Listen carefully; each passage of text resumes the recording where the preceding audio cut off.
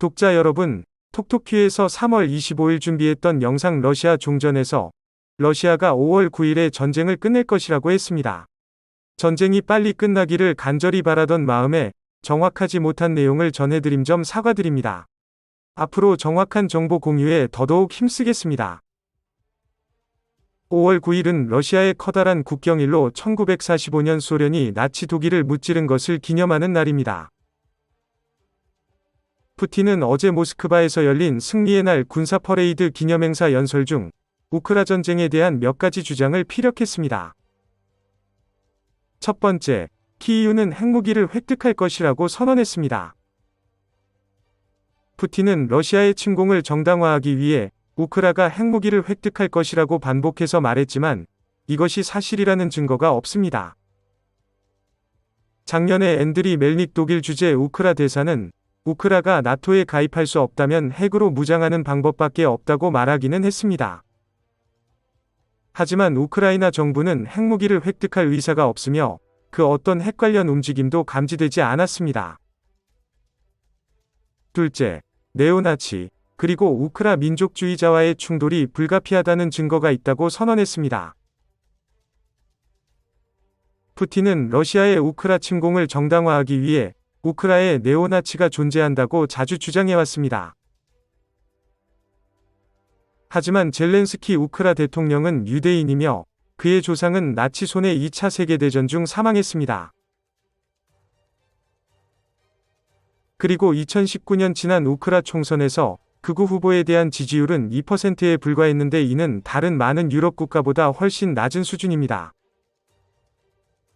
러시아가 군대를 동원해야 할 만큼 네오나치와 우크라 민족주의자가 많았다면 젤렌스키가 지난 선거에서 압승을 하지는 못했을 것입니다. 셋째, 나토는 우리의 이웃나라에서 적극적으로 군사력을 증강시켰고 군사 기반 시설이 구축되고 있었다라고 선언했습니다. 푸틴은 나토가 회원국인 발트의 연안 국가들은 물론 나토 회원이 아닌 우크라이나에서도 영향력을 확대하고 있다고 주장하는 것으로 보입니다. 나토 동맹국은 2014년부터 군장비와 전투훈련으로 우크라를 지원했으며 동유럽의 일부 나토 회원국에 많은 병력을 배치한 것은 사실입니다. 하지만 나토는 2014년 러시아의 불합리한 크림반도 병합 이후 우크라에 대한 지원을 강화했으며 러시아의 도발과 군사적 움직임에 대한 반응이었던 것입니다.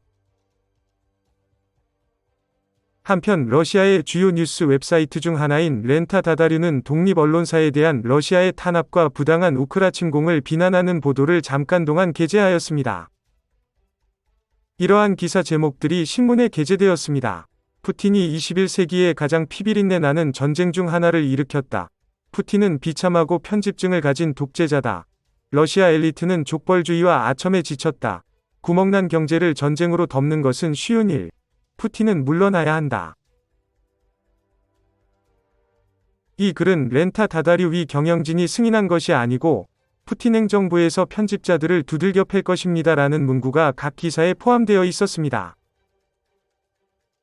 글을 쓴 두 기자는 이것은 해커의 공격이 아니라 우리가 의도적으로 내린 결정이었다. 이렇게 하게 된 동기는 양심이었다. 우리는 더 이상 렌타 다다류에서 일하지 못하겠지 라고 덧붙였습니다. 그 기사들은 얼마 가지 않아 웹사이트에서 사라졌다고 합니다.